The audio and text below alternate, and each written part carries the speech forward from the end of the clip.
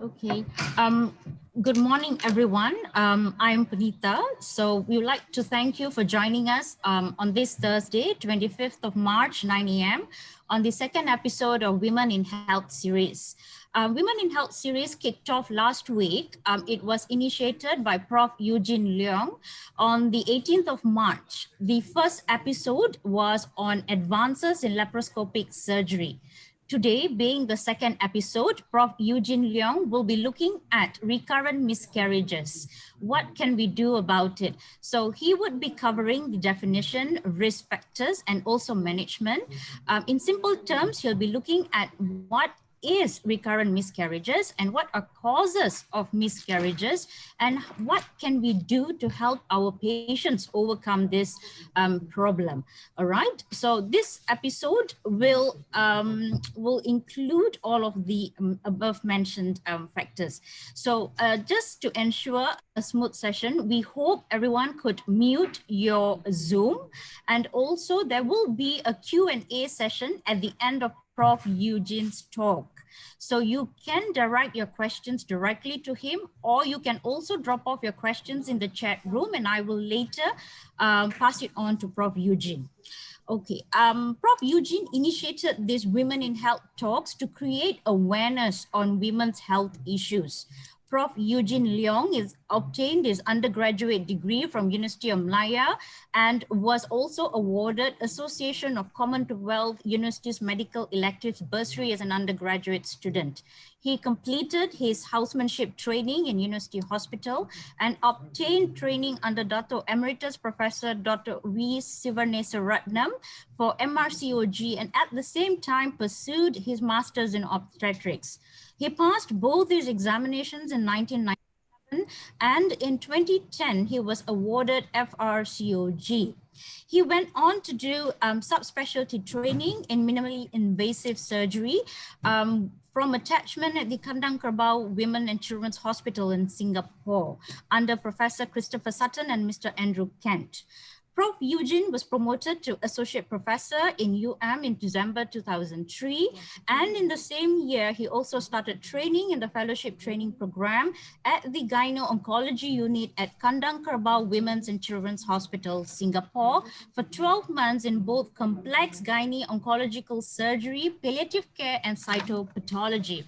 Currently, he is the Associate Professor in Obstetrics in Taylor's University School of Medicine since December 2013. He is also the visiting consultant gyno-oncologist at Sri Kota Specialist Medical Center, Klang. And he also runs his own practice at the moment at Klinik Pakar Wanita Imperial New Life Precious Obstetrics and Gynecology, Bandar Putri, Puchong since August 2018. So Prof. Eugene, he would actually start his talk on recurrent miscarriages. Thank you very much for your kind introduction, Dr. Punitawati. I have actually always been very interested in recurrent miscarriages. I have managed quite a number of patients with recurrent miscarriages, happily to say, successfully. And it is always a challenge when we see them, but there are a few ways to handle this and a few ways to achieve success. Now, we need to know what is a miscarriage. To many patients, a miscarriage means they got pregnant and then they lost the baby. But in medical terms, which we also need to know a little bit so that we can be accurate in the diagnosis, is that it is actually a spontaneous loss of pregnancy. That means we didn't do anything to make the baby drop out. And the baby normally is lost before the baby is able to survive on its own. For example, for understanding purpose, somebody may be pregnant and confirmed pregnant with a pregnancy test, confirmed had an ultrasound done, she had no periods for a couple of weeks, and then at about 8 or 9 weeks suddenly there's bleeding, and then some white structure that looks like a block of tissue drops out from a private area and there's a lot of bleeding. maybe 200-300 cc of blood. That is a miscarriage in medical terms. Now, recurrent miscarriage is a different thing altogether, where patients have the loss of 3 or more consecutive pregnancies. Now, some patients may have one miscarriage followed by a healthy child that's delivered, then followed by a miscarriage and followed by a miscarriage.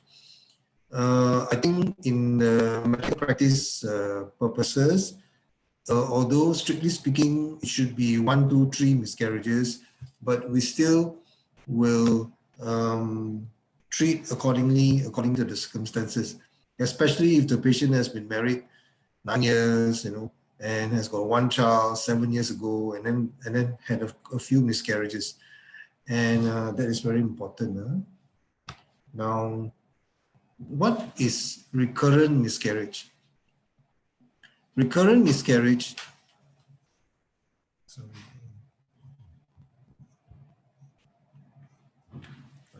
Recurrent miscarriage. Recurrent miscarriage, by definition, is the loss of 3 or more consecutive pregnancies. It affects about 1% of couples trying to conceive, according to Royal College in its Green Top Advisory. There are patients who also miscarry in the second trimester.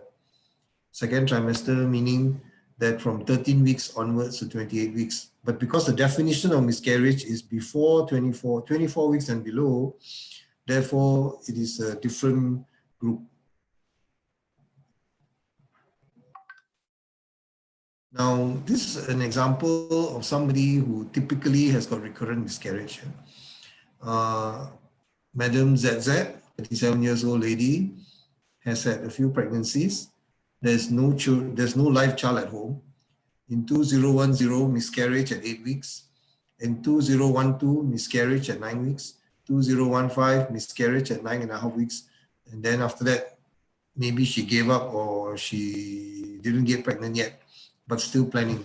So this is a typical history of somebody with recurrent miscarriage. But many patients present to us even after one miscarriage or after 2 miscarriages. And of course, we will initiate certain steps so that you don't reach the 3rd miscarriage. And there are patients who've had 3 miscarriages all in a row, and they have been able to walk home with a live child after certain amounts of intervention. Okay. So can we do miracles? Yes, we can. And with the help of the heavenly powers as well, yes, we can do something. All right. Now, what can we do? Some patients will actually be at a loss and tearing their hair out as to what they can do. But there are a few things we can do, and there is hope, and there is a possibility that we can do something that is positive. But the most important thing is the patient herself mustn't give up, must persevere, and must be patient. And we must remain positive, and we must always trust in the best of medical science, which has been proven to work in many circumstances. Now, what do we need to do? Firstly, first things first, the doctor needs your full story and history. Don't hide anything from him. Tell him or her all the details that you can remember. Write it down if it's very, very lengthy, so that he or she can understand the problem. Now, one very important thing that we must understand is there are some patients who were pregnant, but they couldn't confirm it, meaning to say in the first pregnancy, the pregnancy test was faintly positive in a home pregnancy test, right? Subsequently, when she went to see the doctor another 2-3 times, the pregnancy test was negative. And then she had bleeding, maybe 8 weeks after that. So to the patient, she was pregnant because one pregnancy test was faintly positive, but 3 subsequent checks with the doctor was negative. So it is a biochemical pregnancy. That means it showed the pregnancy, but when you do the scan, you can't see the pregnancy in the uterus. So some patients, why is this important? This is important because we need to know, were you really pregnant? Because if it's not really pregnant, then you don't come under the miscarriage part. You know? Maybe there's something wrong with the home pregnancy test, or maybe there is a mix-up. So one of the ways to show that you are really pregnant is to do a blood test called beta-HCG. That will show 1000% that you're pregnant or not at that time, because we need to actually count the number of times you actually had miscarriage before we can do certain things. Of course, there are some patients who may be married 10 years, they are age 38, they are desperate, they got no children yet, they only had one miscarriage. So we also will initiate steps based on that. We do not stick strictly to the criteria, because what is on the ground is more important. Now, we also need to do an examination. We need to look at you generally. Are you well? Do you have sign of kidney failure? Do you have any other medical problems or not? Are you on any heavy medication? Are you taking any recreational drugs? Some patients actually come and tell us they are taking some ecstasy, for fun, once a week or twice a week. So these things can also happen. Or they may have the nicotine stain of a heavy smoker. I have actually seen a patient who is 39 years old, never got pregnant, then she got pregnant, but she's a heavy smoker. She smokes about 4 or 5 packets of cigarettes a day. The baby miscarried, of course, at about 9 weeks to 10 weeks. And so these are all very, very important things. And we need to do a full examination, and we need to do blood pressure, check you for thyroid, for your heart and lungs, whether you're healthy. Okay. Sometimes a mother may not know she's not healthy. Not common, but I've seen before certain patients with uterine abnormalities. It's not common, but I've seen before. I have seen a lady with 2 cervix, 2 pintu rahim. Some commonly have a vaginal septum. That means there's a wall in the vagina, meaning she got 2 vaginas, so to speak. There's a wall in between the vagina. So that means she might have a uterine abnormality. Most patients have a normal single uterus. Some patients may have another uterus, which is rudimentary. Rudimentary means it's a very small uterus, but at the side, like in the picture number AA, in A, the picture, there's a small horn there, and the pregnancy may have been in the small horn. Therefore, it wasn't successful because it's got not enough space to grow, so to speak. So the miscarriage happened. Now, in type B, you also have a different kind of uterine abnormality. In type C, you can see the bump in the center of the uterus. That is if the baby implants and implants on that part, the bump, it may not have enough blood supply. So the baby doesn't grow and doesn't survive, and it will miscarry. In picture D, there's a small bump there, less obvious, but it can also cause that. Now, these are other more different types of uterine abnormalities. In E, there are 2 totally different uterus with 2 different cervixes. Whether there's 2 vagina or 1 vagina, we need to check. In F, there's a blind pouch. That means there's a uterus there, small uterus, but it's not connected. So these are important things that we need to know, but luckily it is not common. But I've seen a couple of patients with this problem. And it is important to know this, because if from the beginning the uterus is not normal, the management is different. I had the opportunity to operate on a patient who had a septum, like in C. We had to remove the septum and we had to reconstruct the uterus. And we had to rest her, and then she got pregnant a couple of months after that, successfully. Now, thyroid problem is very common in women, and needs to be assessed whether you can see a big thyroid swelling or not. You can have a high thyroid function, may have a low thyroid function.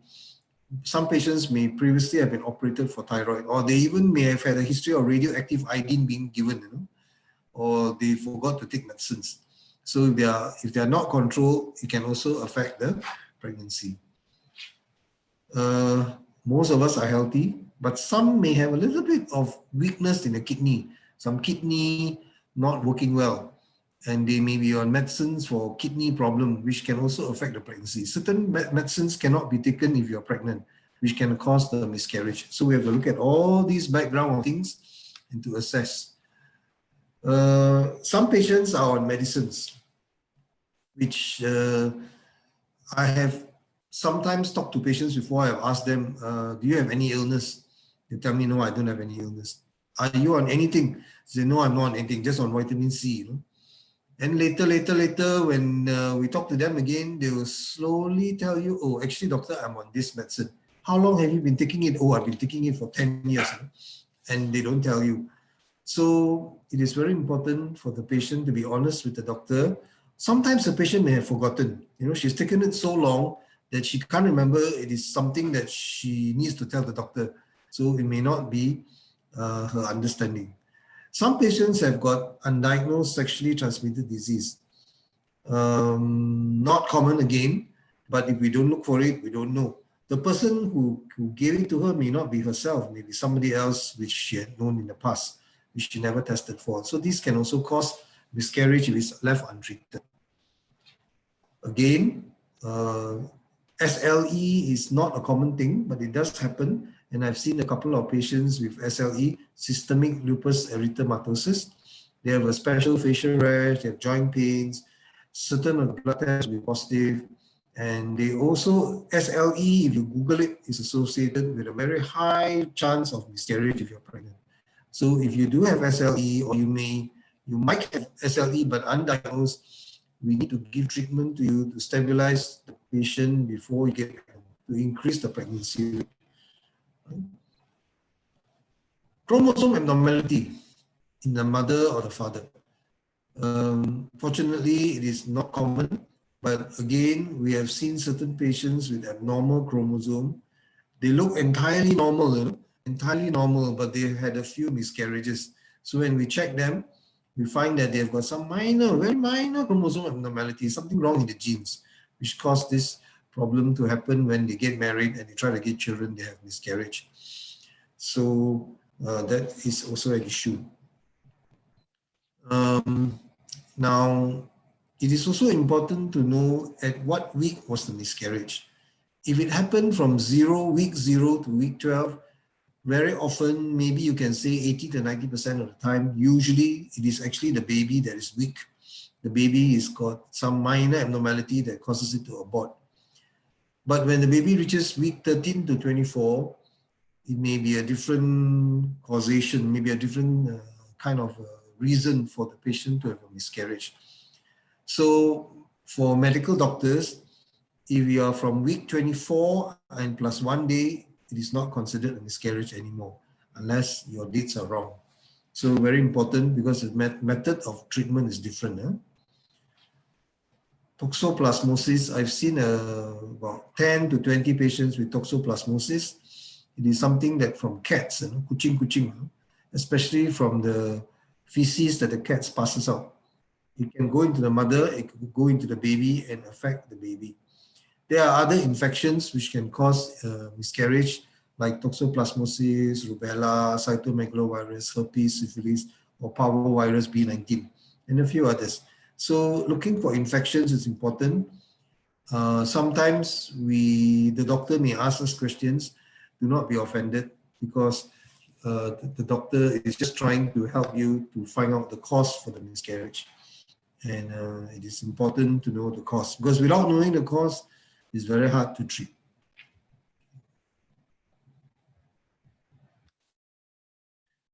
Cytomegalovirus is something that we cannot see.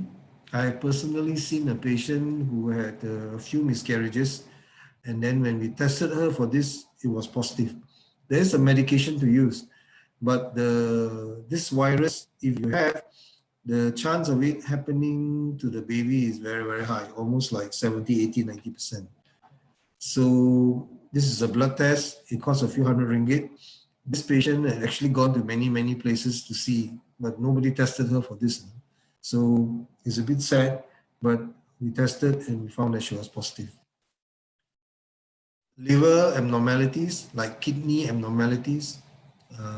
The patient may actually have some weakness in the kidney, in the liver. Maybe she uses a lot of alcohol. Maybe she has got yellow skin, or maybe she's taking a lot of wine, or she has got some gallstones. So the blood test of the liver may be abnormal. So in that sense, we will need to check it out and see what kind of liver abnormality it is. Sometimes we may need to ask them to see the liver specialist so that we know exactly what's problem. So the main thing is to find the cause. There are some of us who may not even know that we have diabetes. So when you have miscarriages, you had 1 or 2 or 3, you need to do an oral glucose tolerance test. It's a very simple test actually. You fast for at least 6 to 7 hours. You come in the morning and then we take your blood fasting. Then after that, we will give you a sugar to drink. And 2 hours later, we take another blood, the second hour sample. And that will tell us whether you really have diabetes. Now we must understand that checking the urine for glucose is not accurate to check whether you have diabetes or not. Many patients say, my urine always got no glucose, I can't be diabetic. But that may not be true, right? Especially if you see ants in the urine in the house and somebody keep passing urine day and night. And that will be a sign of diabetes. So diabetes, if uncontrolled, can also cause miscarriage. And that is something that is that we can change, because if you're diabetic, we can control it. Now, surprisingly, there are many patients who spend a lot of money on taking supplements, health supplements, direct selling, so many brands, I've had a few patients who take Chinese herbs regularly every month. I've got a few patients who took placental tablets, which cost $3,000 to $5,000 a month. Some of them take vitamins, which are being sold by direct selling companies. But the problem is the vitamins are not pure. They may contain coloring, they may contain additives, food preservatives, they may contain some other things which make the vitamins not as pure as they're supposed to be. A lot of pharmacists and pharmacy push patients, young patients, 20-something, 30-something, to buy EPO, evening primrose oil, in the hope that it will make them look younger, have smoother face, have less period pain. But if evening primrose oil contains estrogen, and too much of estrogen may not be conducive for somebody trying to get pregnant, although at the same time she wants to remain beautiful. So it is a very highly overused medicine supplement, EPO. Some other people take estrogens for certain reasons, and many other direct selling things which may not be actually as good as they say they are. Right. Long-term medications. Some patients may be born at the age of 11 or 12 with some thyroid problem. Some patients may be on blood thinners. Some blood thinners like warfarin can give rise to warfarin embryopathy. That means the baby is affected by the drug. A lot of people have gastric, but taking gastric medicine, unless it's the low-end medicine, the cheap ones, certain ones take proton pump inhibitors. Although it is supposed to be safe in pregnancy, but actually the belief in pregnancy, even for doctors, is that we should minimize the medicines. Any medicines that are unnecessary for the baby, we shouldn't take, especially in the first 3 to 4 months of the baby's life. Because although we say the medicine is safe, but we can never be 1000% sure. It's always better to not take unless you really have no choice. But there are many medicines which are not safe in pregnancy. Check with your doctor. Now, in our environment, we always have a lot of chemicals which we don't realize.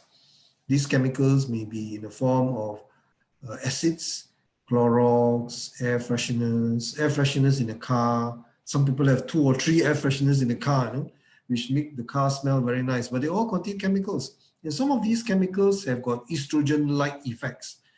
And there are many other unknown chemicals that we buy, all those fast food and all those snacks, those nice looking cheesy snacks, which taste nice and smell nice, but contain a lot of chemicals and coloring. I had a patient who's a hairdresser who kept getting miscarriages. She was exposed to many chemicals, when they dye the hair, they bond the hair, when they straighten the hair, when they put coloring on the customer.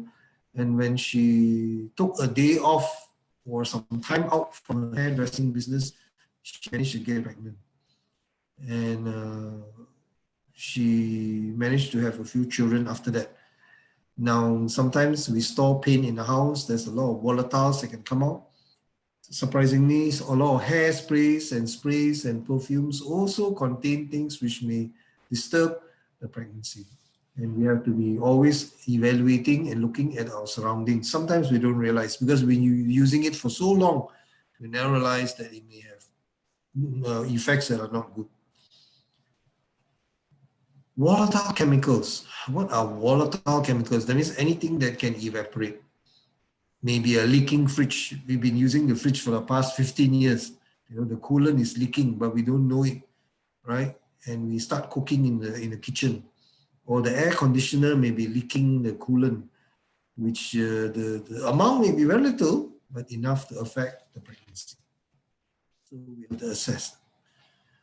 Some of us are doing agriculture or we'll be selling chemicals for agriculture, fertilizers, growth factors, flowering and fruiting powders, insecticides, sprays, you name it, you know.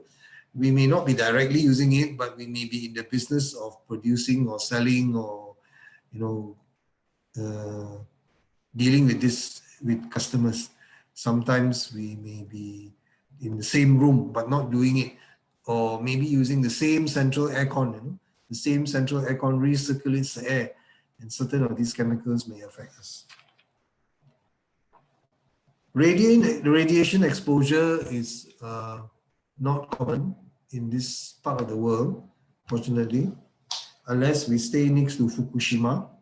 But if we work as a radiographer, there may be leakages from the system, especially if the X-ray lab covering has been there many years, and there have been, you know, underground work, some MRT station being built, there's vibrations, there may be cracks in the radiation protection.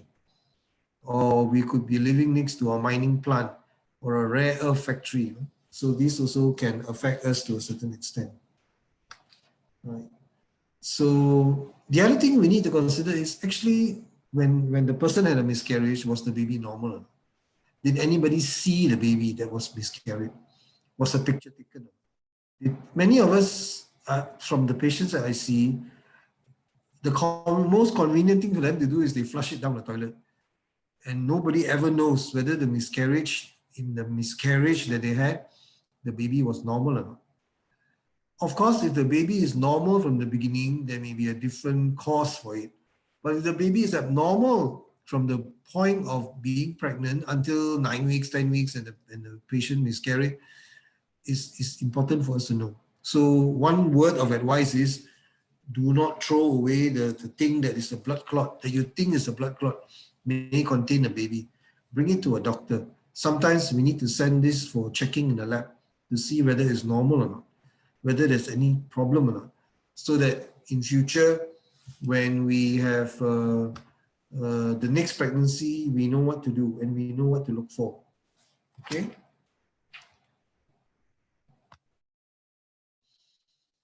Family history of abnormal births. We need to analyze the family tree.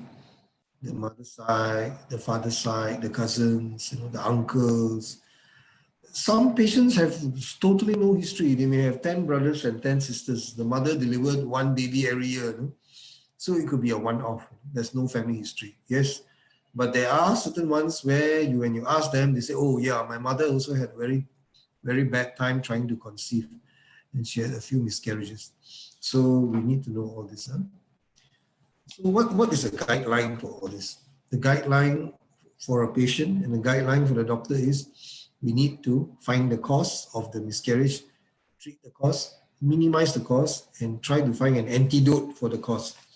I think this is the most important slide that we have, that you must remember that throughout the 3 or 4 or 5 visits that you visit your doctor, the main aim is this: to find the cause of the miscarriage, to treat the cause of the miscarriage, and to minimize the cause, and to find a cure for the cause.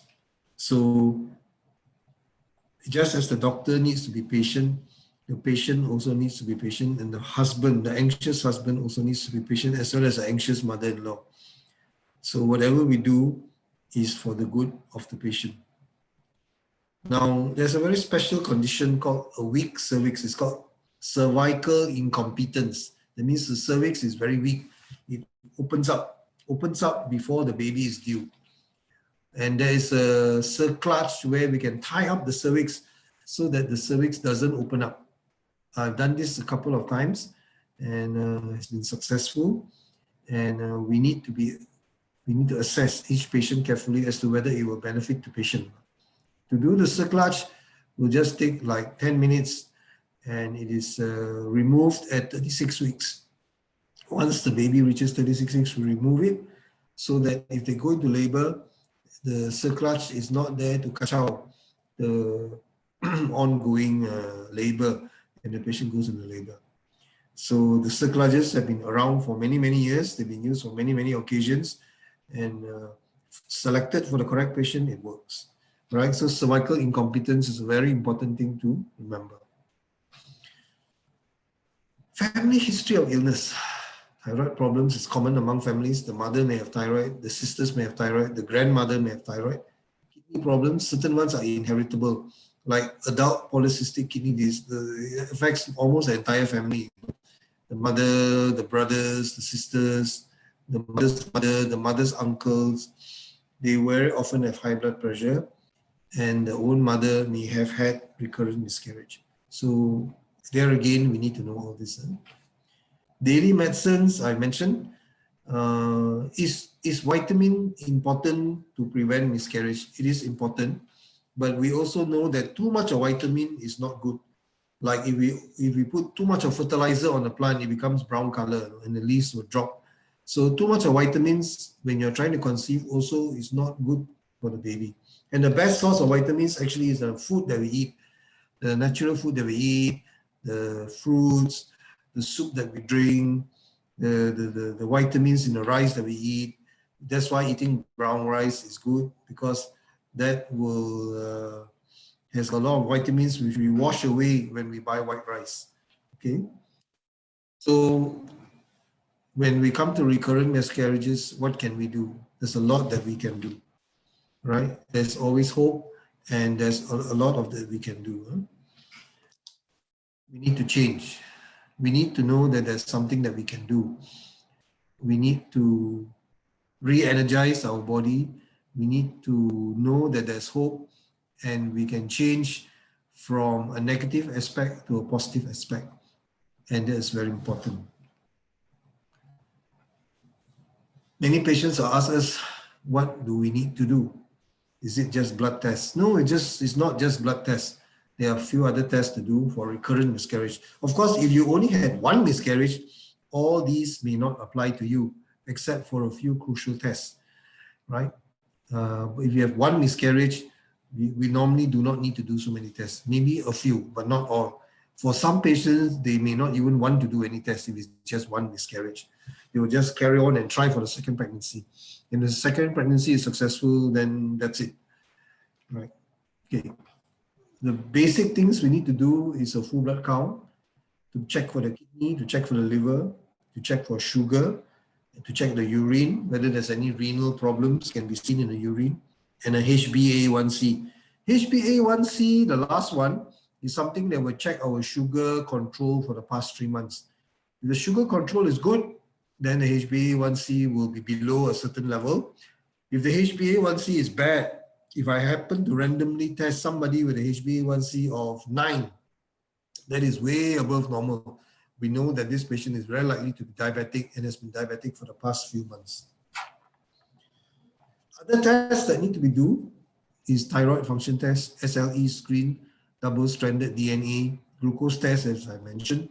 PT-PTT is a special test to see whether your blood is clotting normally or not. There are certain special antibody tests and to know the blood group, especially if the patient is rhesus negative. If you are rhesus negative, there's a different kind of problem and different solution for it. Anti-cardiolipin, infection screen, sexually transmitted disease test. Sometimes we are shy to do sexually transmitted disease tests, but we actually shouldn't be shy because we need to know whether it's positive or not. If it's positive, we need to treat it. And it is important to know. Not something nice to know, but important to know. ultrasound to look at the uterus, whether it's normal looking, whether there's any abnormality. But to look for uterine abnormalities, like just what I showed just now earlier, MRI of the pelvis is the better one to do. But of course, we start off initially with the ultrasound of the pelvis first. Pap smear, just to check that it's healthy. Torture screen is for infections. There is something called a hysterosalpingogram, HSG, is to look for any uterine abnormality, whether it is a abnormal shaped uterus, whether there's a two uterus, whether there's a step in it that's called an arcuate uterus. It costs about 800 ringgit, 700, 800 ringgit to do a HSG, hysterosalpingogram. We can also do MRI of the pelvis, but that will cost more. It's about 2,000 ringgit, but it will tell us many things. Chromosome test. Do we need to do chromosome test? Chromosome test unfortunately costs about 2,000 something ringgit per test, but sometimes we have no choice. We have to do it, especially if, say, the picture of the previous miscarriage, the baby doesn't look normal. For certain conditions, we have to check the mother and the father. Sperm analysis to see whether the husband's sperm is good. If the husband's sperm has got a lot of abnormalities, it may also explain maybe one of the reasons for the miscarriage. And of course, we cannot exclude the partner or husband from tests because it takes the sperm as well as the egg to get pregnant. Now, we also need to know from the patient if she had miscarriage before, were there any specific tests for the miscarriage? Very often, if you miscarry in a government hospital and it's your first time or second time, sometimes they are too busy to do tests for you, for the baby. Or you may be so sad that you decline the test. But actually, you shouldn't decline the test, because if you decline the test, it means that you have lost an opportunity to check for the baby, to see what's the reason for the miscarriage. Right? So that's important. So again, what is the solution? Is there any magic? The magic is that we need to be very systematic and methodical in finding the reason. And then based on the finding of the reason, then we have to treat very carefully. As I said before, find the cause, treat the cause. Now, what do we do once the results are out? When the tests come back, it finds that your thyroid is low, is hypothyroid. The thyroid is low. We may need to replace with thyroxine tablets.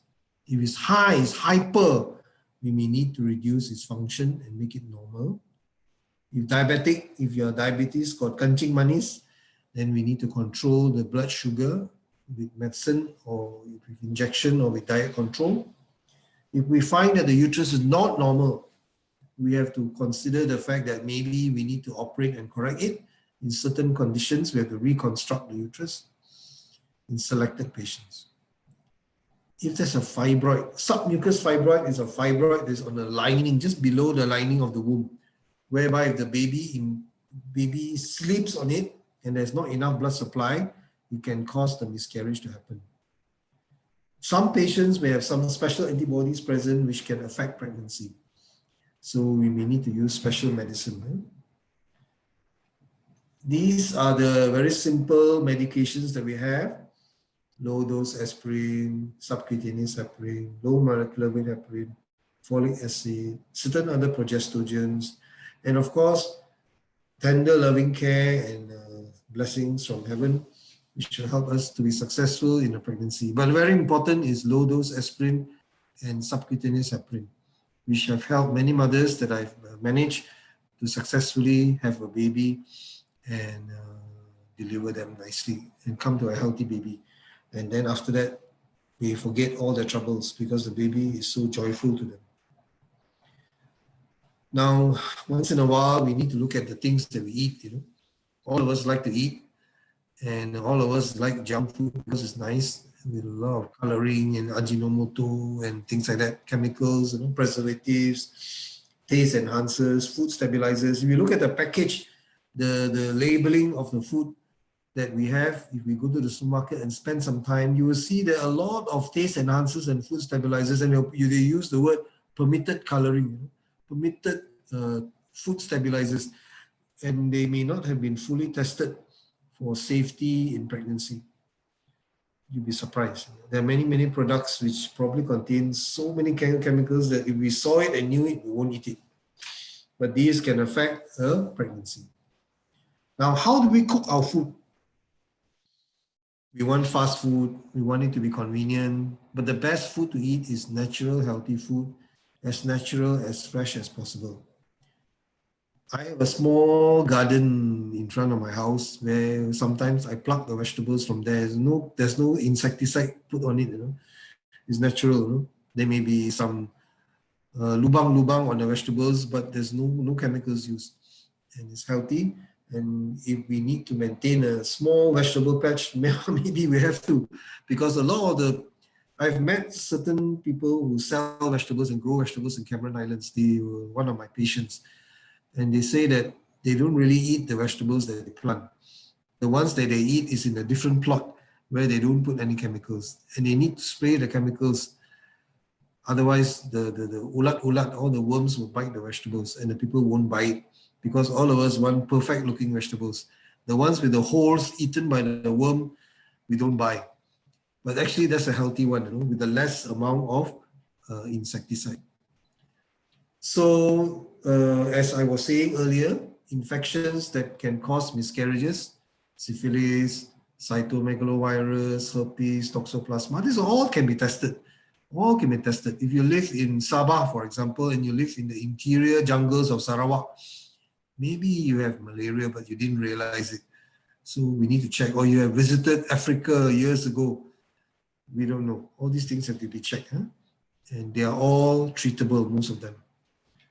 So if the infection is present, quickly treat it, quickly diagnose it. You may have to treat your husband or partner.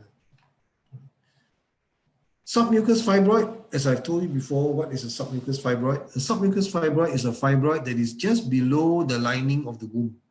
The lining that is shedded at every period.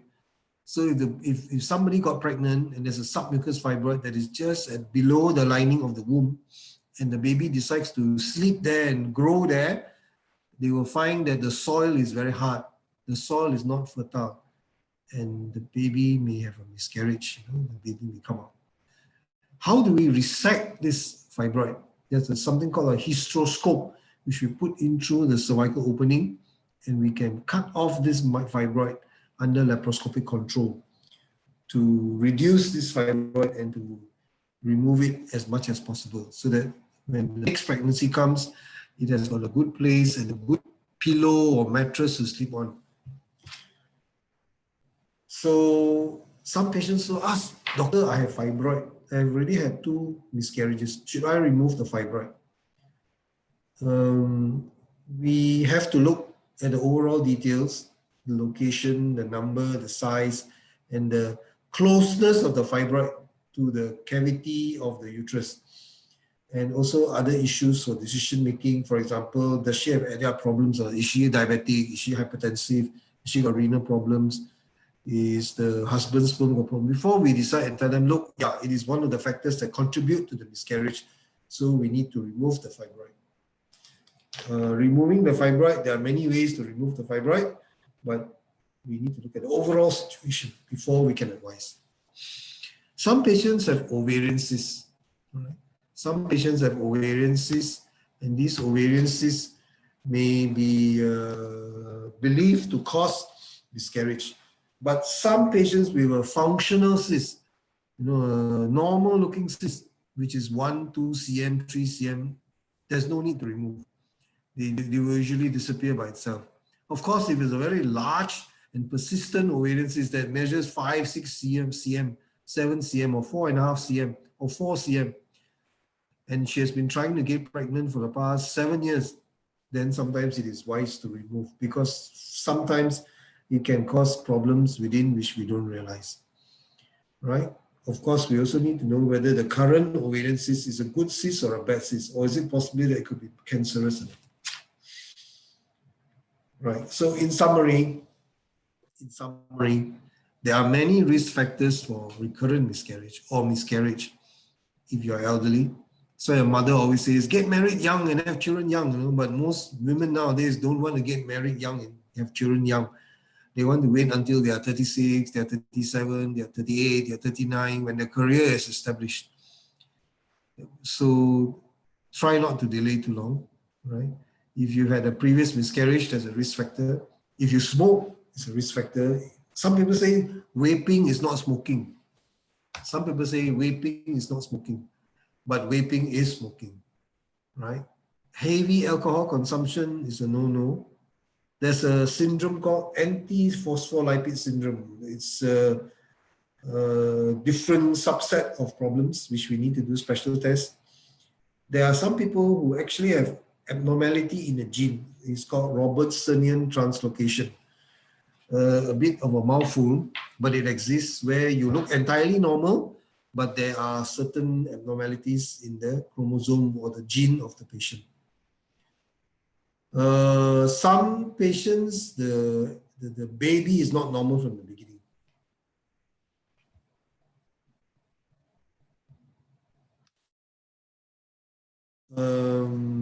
If the uterus is not normal, all right, as I've shown the pictures of the abnormal uterus, there's weakness in the cervix. The patient may have diabetes and not realizing it and didn't control the diet. So PCOS, polycystic ovarian syndrome, is also associated with an increased risk of miscarriage. Immune factors, right? There may be other bad organisms, maybe some bacterial vaginosis. These can cause miscarriage. Okay. There are also certain other things called activated protein C resistance, maternal illness, okay. Weak kidney, fibroids.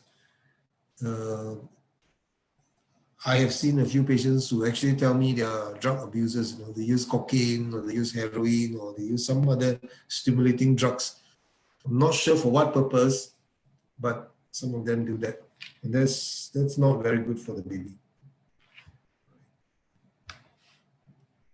Thank you. I think we will welcome any questions. And yeah, thank you, Prof. Eugene, for the very informative session. We are now open for questions. While awaiting for direct questions, there have been two questions in the chat room. One is from Dr. Yinsei. She's quite interested in knowing what is the reason cheese has been associated with causing miscarriage. Cheese, is it? Yes. Well, certain people believe that there are certain toxic things in the cheese because they need those organisms to form the cheese itself. And so if you are pregnant and you had previous miscarriage, then maybe you may need to avoid certain cheeses, you know, especially those which are very strong cheeses. Now, some people always ask me, you know, and they say, but doctor, my friend also smoked, she got 5 children. How come you tell me not to smoke? But there's something called susceptibility. Susceptibility means that if I go to a room and I got a running nose and fever, and there are 10 people in the room, and I cough and sneeze with them for 1 hour, in the following 2 weeks, maybe 3 people will get sick. The remainder 7 do not get sick. Don't come in here. So there's a susceptibility factor that affects it, where somebody can eat a lot of cheese and have 5 children. Somebody can eat a little bit of cheese and have a miscarriage. So it's very hard to put a finger. But there's something called susceptibility. Yeah? Just like the man who doesn't smoke but got lung cancer. Any other question? Yeah, there is, thank you, Prof. Eugene. There is also another question from Prof. Low. He refers back to your earlier mention of using evening primrose oil contains estrogen. He quotes a few nutritional studies that show that evening primrose oil has actually been used in cyclical mastalgia in breast clinic, as there's been evidence that it prevents progression from fibroadenosis to CA breast. So he's wanting to clarify, is it true that evening primrose oil has estrogen, because estrogen is a risk factor for breast cancer? Well, I think evening primrose oil is a natural source of estrogen, and depending on what is the purpose of you using it lah. If the person is using it for breast pain, cyclical breast pain, and has already got 3 children and is not trying to get pregnant and there's no previous miscarriage, then by all means you can carry on using the evening primrose oil. Now, one of the things we must understand in people who manufacture drugs is this: if I was to make my grandmother's recipe and sell it as a herbal treatment, I don't need licensing. I don't really need to go through clinical trials, which cost 300, 400, 500 million US dollars. I can just sell it in the coffee shop as a herbal treatment. So the people who are not clever actually want to license the grandmother's recipe and make it into a drug. And that will cost 200, 300, 400, 500 million US dollars to get a trial going, to prove it is safe, to register with FDA. So the people who are business people who are probably cleverer than us do not want to license EPO as a drug. They are very happy selling EPO as a home remedy over the counter that doesn't need a doctor's prescription. So because they have not licensed it, we do not really have done as extensive studies about it as the medications that are sold officially by prescription. And we also need to look at the papers. Dr. Prof. Low may be entirely correct, but in the context of somebody trying to get pregnant and trying to avoid a miscarriage, it's a different ball game. Huh? It's not the same. Thank you very much. Any other question? Yeah, in the chat room, Dr. Subhash has suggested probably, these products may have phytoestrogens as part of the supplements instead of estrogen. Sorry. What's the thing? Phytoestrogens instead of estrogens. For what purpose? The evening primrose oil. Would that be Well, it an is, explanation to that? yeah, perhaps it is probably true, but in the context of recurrent miscarriage, I don't think, probably there are not enough data to say that you can push this to your patients with miscarriage. What we want is good evidence and good data. What uh, we do not advise patients based on coffee shop talk. What we advise has to be backed by solid evidence before we can tell them. The lack of evidence, we cannot really tell our patients, yeah, you must go and take this. Yeah, thank you. Right. Any other questions? Are there any other questions? Dr. Punita and Prof. Eugene, may I contribute a little bit? Sure. Yes. Yes. Okay. Dr. Prof. Eugene, excellent talk. Thank you very much.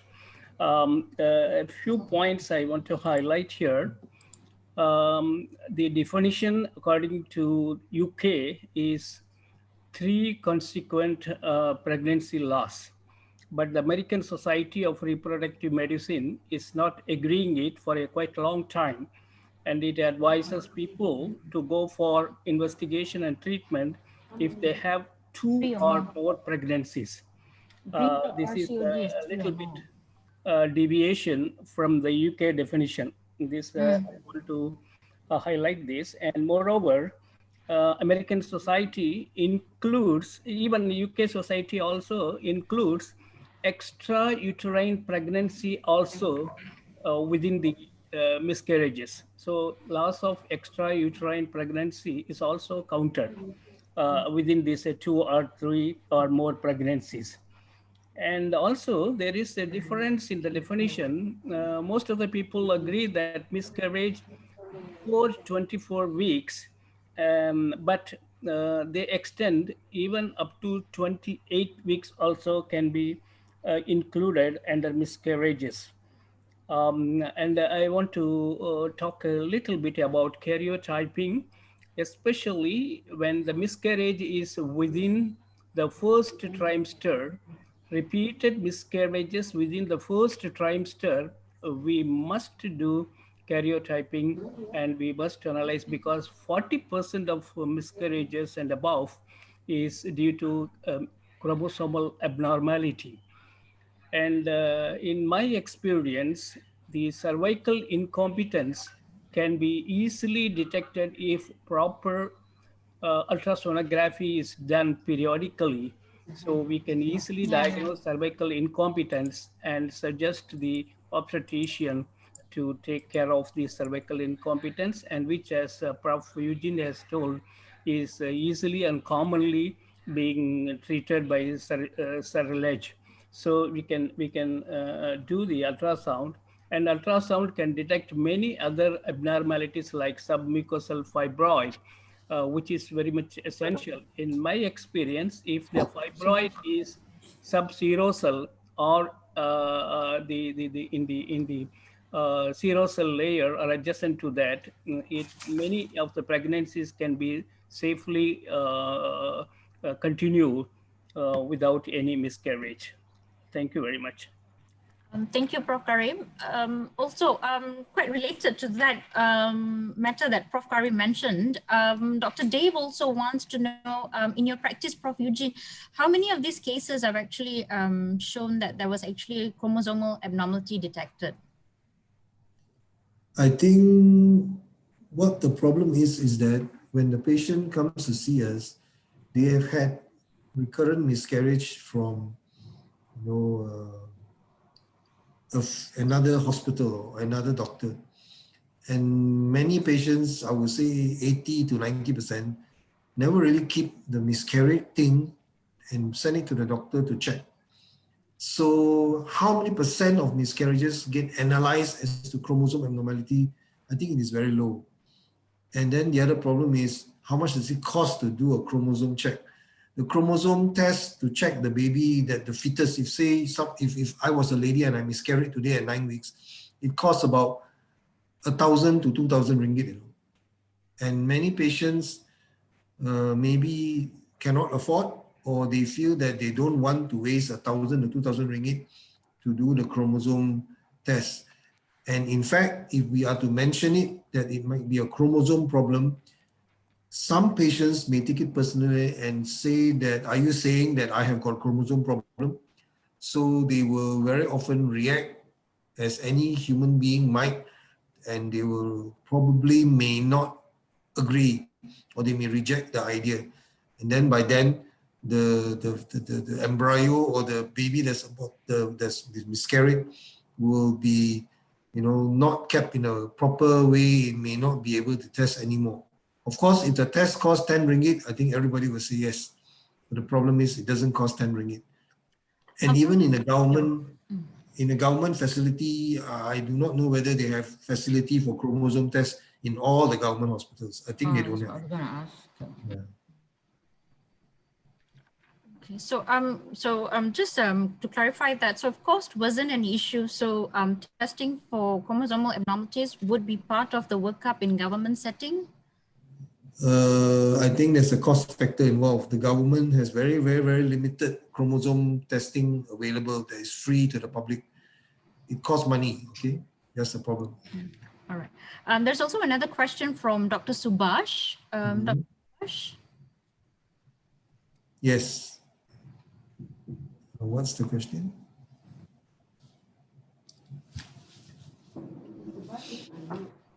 Dr. Subhash, you need to unmute. Yes, thank you.